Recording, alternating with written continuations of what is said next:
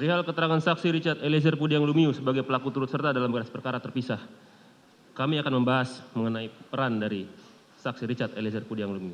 Sebelum masuk lebih jauh ke dalam pembahasan daya paksa, pembelaan terpaksa melampaui batas dan perintah jabatan, alangkah lebih baiknya lebih dahulu dimulai dengan pembahasan terkait pembagian alasan penghapus pidana agar pembahasan tidak melebar dan lebih mengerucut sehingga mendapatkan analisis yang mendalam terkait potensi penggunaan alasan penghapus pidana yang dapat dipergunakan oleh saksi Richard Eliezer Pudiang Lumiu.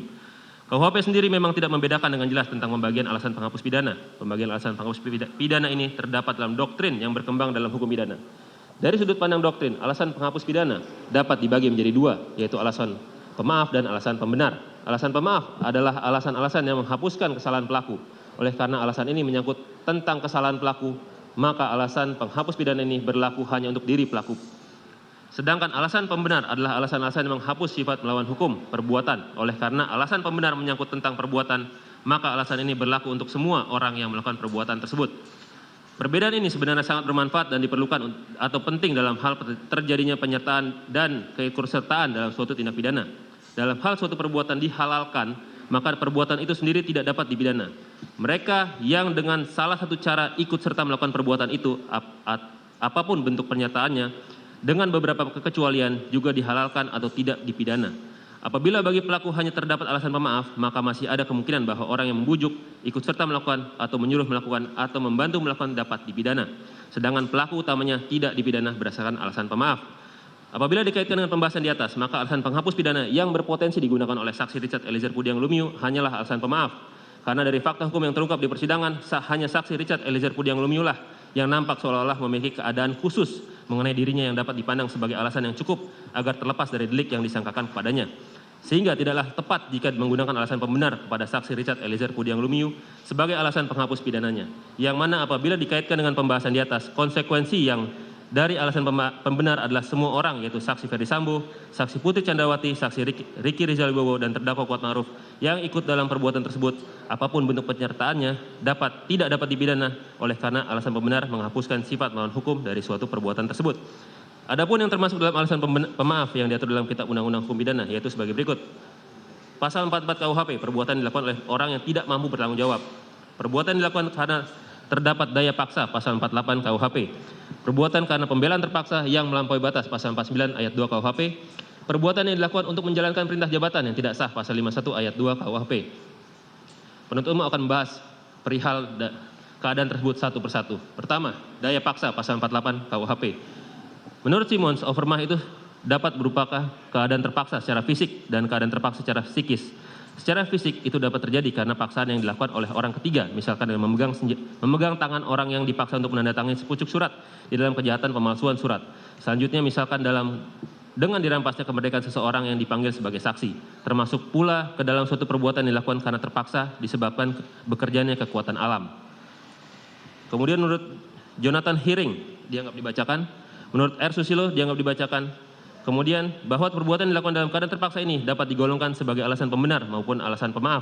Apabila paksaan tersebut merupakan paksaan yang absolut yang datangnya dari luar, bukan dari diri pribadi pelaku sendiri, maka perbuatan tersebut termasuk dalam alasan pembenar. Akan tetapi, apabila paksaan tersebut merupakan paksaan yang relatif yang datangnya dari dalam diri pelaku itu sendiri, maka perbuatan tersebut termasuk dalam alasan pemaaf. Oleh karena itu, pada pembahasan daya paksa ini akan difokuskan pada daya paksa relatif dikarenakan berdasarkan pembahasan sebelumnya, alasan penghapus pidana yang tepat digunakan kepada saksi Richard Eliezer Pudiang Lumiu adalah alasan pemaaf. Bahwa berdasarkan jurisprudensi terkait dengan daya paksa, ada dua jurisprudensi dan dianggap dibacakan yang mulia. Bahwa berdasarkan fakta hukum yang terungkap dalam persidangan, saksi Richard Eliezer Pudiang Lumiu mendapat perintah dari saksi Ferdi Sambo di rumah Jalan Saguling untuk menembak korban, dan kemudian saksi Richard Eliezer Pudiang Lumiu langsung mengiyakan perintah dari saksi Ferdi Sambo tersebut. Kemudian saksi Richard Eliezer Pudiang Lumiu berangkat bersama rombongan yang baru sampai dari Magelang menuju rumah dinas Jalan Duren 3. Bahwa berdasarkan keterangan saksi Richard Eliezer Pudiang Lumiu, alasan dia mengiyakan perintah tersebut dikarenakan yang bersangkutan berpikir akan bernasib yang sama juga nantinya. Saksi Richard Eliezer Pudiang Lumiu juga terpikir takut nanti keluarganya dan tunangannya akan terjadi sesuatu kepada mereka. Bahwa masih berdasarkan keterangan saksi Richard Eliezer Pudiang Lumiu, pada saat kejadian ia diteriaki oleh saksi Ferdi Sambo dengan kata-kata, "Woi, kau tembak cepat, woi, kau tembak." Lalu dengan keadaan terpaksa dan rasa takut, saksi Richard Eliezer Pudiang Lumiu mencabut senjatanya dan melakukan tembakan ke arah korban. Apabila dikaitkan dengan pendapat ahli dan jurisprudensi di atas, keterangan dari saksi Richard Eliezer Pudiang Lumiu tersebut belum cukup untuk membuktikan bahwa penembakan tersebut dilakukan dalam keadaan terpaksa secara psikis. Bahwa dalam keadaan terpaksa secara psikis terjadi jika orang memakai kekerasan atau ancaman kekerasan itu membiarkan orang yang dipaksa untuk tetap bebas secara fisik dan juga bebas untuk tidak melakukan sesuatu sesuai dengan apa yang dikehendakinya. Akan tetapi kekerasan atau ancaman kekerasan itu mempunyai pengaruh yang demikian rupa bahwa yang perlu digarisbawahi adalah pendapat tersebut adanya daya paksa dalam bentuk kekerasan atau ancaman kekerasan dari orang yang memaksa dan mempunyai pengaruh yang demikian rupa.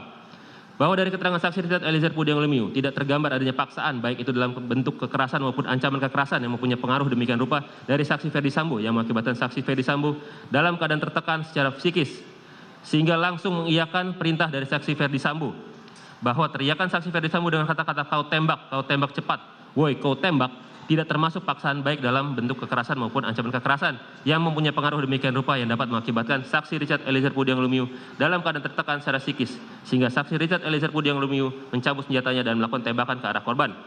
Lebih lanjut, apabila dikaitkan dengan jurisprudensi di atas, maka perasaan atau pikiran saksi Richard Eliezer Pudiang Lumiu yaitu bahwa apabila dia menolak perintah tersebut maka akan bernasib sama juga nantinya, kemudian akan yang bersangkutan juga terfikir takut nanti keluarga atau tunangannya akan terjadi sesuatu kepada mereka, tidaklah dapat dikatakan sebagai bentuk keadaan terpaksa yang mengakibatkan saksi Richard Eliezer Pudiang Lumiu dalam keadaan tertekan secara psikis.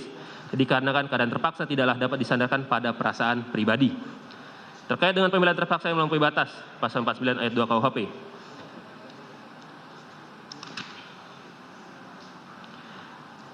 Pasal 5 masih terkait dengan pasal 49 ayat 1 KUHP, akan tetapi pembelaan diri di sini dilakukan sudah melampaui batas-batas yang wajar dalam pembelaan yang terpaksa melampaui batas. Ada dua hal yang harus diperhatikan yaitu dianggap dibacakan yang mulia. Pendapat R. Susilo dianggap dibacakan. Sesungguhnya pembelaan terpaksa melampaui batas sebagaimana diatur dalam pasal 49 ayat 2 KUHP pada pokoknya melanggar azas subsidiaritas dan azas proporsionalitas sebagaimana dipersyaratkan pada pembelaan terpaksa pasal 49 ayat 1 KUHP. Hanya saja pembuatnya tidak dipidana karena dalam keadaan tekanan psikis yang berat.